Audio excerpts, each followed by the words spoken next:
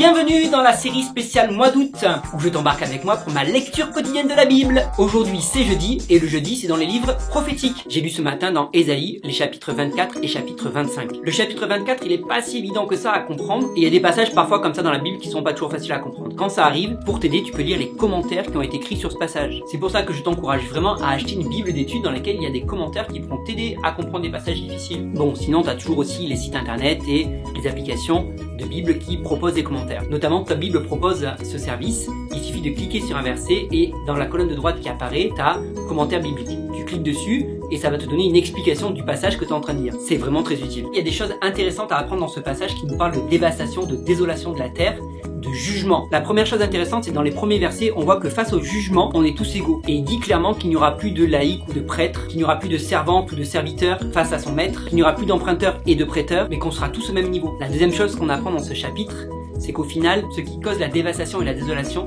c'est le péché. Et ça reste vrai aujourd'hui. Mais le verset que j'ai envie de retenir, c'est le dernier verset qui dit « Car l'Éternel, le maître de l'univers, régnera à Sion et à Jérusalem. » Moi, ça me donne de l'espoir. Parce que quoi qu'il arrive, quelle que soit la dévastation, la désolation, je sais que mon Seigneur, c'est lui qui est vainqueur et c'est lui qui régnera. Au chapitre 25, Ésaïe parle également de la destruction des ennemis de l'Éternel, du banquet qu'il offrira à toutes les nations et comment il va sécher les larmes de tous les peuples. Et il y a une image qui est donnée au verset 4, 5, que j'ai beaucoup aimé. Tu as été un abri contre l'averse, une ombre qui protège de l'ardeur du soleil. C'est que la fureur des tyrans est comme une violente averse ou comme l'ardeur du soleil sur une terre desséchée. Regarde en plein été, t'es en plein soleil, il suffit qu'un nuage passe et d'un coup, tu peux même avoir froid. J'aime vraiment cette image parce que l'Éternel nous rappelle que c'est lui qui s'interpose face à nos adversaires, face à nos ennemis. Alors tu es peut-être dans une situation difficile en ce moment, demande simplement à l'Éternel d'être ce petit nuage qui va cacher le soleil. Voilà, c'est tout pour aujourd'hui, je te dis à demain 17h30. Si ça t'a plu, bien sûr, laisse un gros pouce en l'air. Et j'aimerais bien que tu me partages le ou les versets qui t'ont interpellé dans les chapitres 24 et 25 d'Ésaïe. Et n'oublie pas de t'abonner à ma chaîne.